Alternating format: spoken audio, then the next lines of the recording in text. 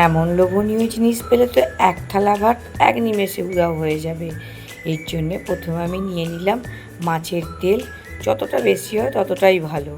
এর মধ্যে আমি নুন আর হলুদ দিয়ে একটু ম্যারিনেশন করিয়ে নিচ্ছি, একটু ভালো করে মাখিয়ে তারপরে এইগুলোকে কিন্তু আমি ভেজে নেব। কিন্তু মাখিয়ে প্রথমে আমি রেখে দিলাম, রেখে দিয়ে এর মধ্যে আমি একটা কড়াই নিয়ে নিয়েছি।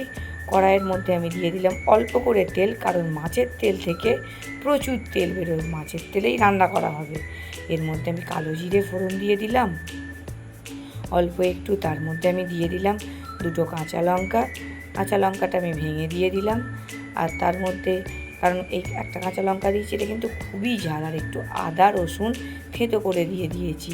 তার মধ্যে আমি দিয়ে দেব একটা বড় সাইজের পেঁয়াজ, এটা কুচি কুচি করে কেটে নিয়েছি। নিয়ে এটা আমি একটু মিডিয়াম আঁচেতে ভেজে নেব।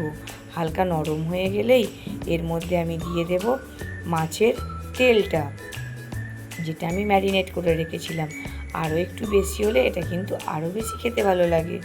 এইটা আমি ভালো করে ভেজে নিলাম। মিনিট 2-3 ভেজে নেবার পর প্রচুর পরিমাণে কিন্তু তেল বেরিয়ে এসেছে। এর মধ্যে আমি দিয়ে দেব সরু সরু করে আলু কুচিয়ে রেখেছিলাম, আলুটা দিয়ে, আর এর মধ্যে আমি ভালো করে মাছের তেলের সঙ্গে মিক্সড করে নিলাম।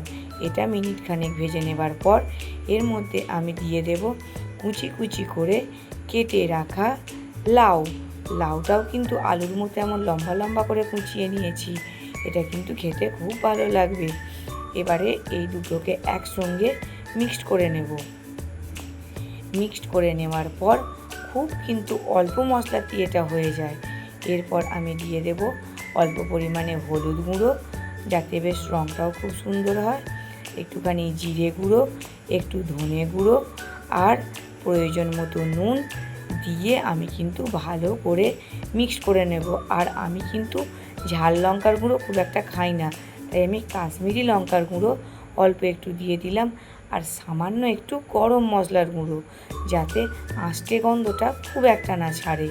দিয়ে ভালো করে ভেজে নিলাম। নিয়ে আমি অল্পক্ষণ ঢাকা দিয়ে দেবো, মিনিট 2-3। এতে কিন্তু কোনো জল দেব না, লাউয়ের নিজের জলেতেই কিন্তু পুরো রান্নাটা হয়ে যাবে। এটা কিন্তু খুব ভালো লাগে খেতে। ঢাকা চাপা দিয়ে ভালো করে ভেজে নিলাম। এটা কিন্তু একদম রেডি হয়ে গেছে। এরপরেতে গরম গরম কিন্তু ভাতের সঙ্গে সার্ভ করব। খেতে কিন্তু খুব সুন্দর হয়েছে।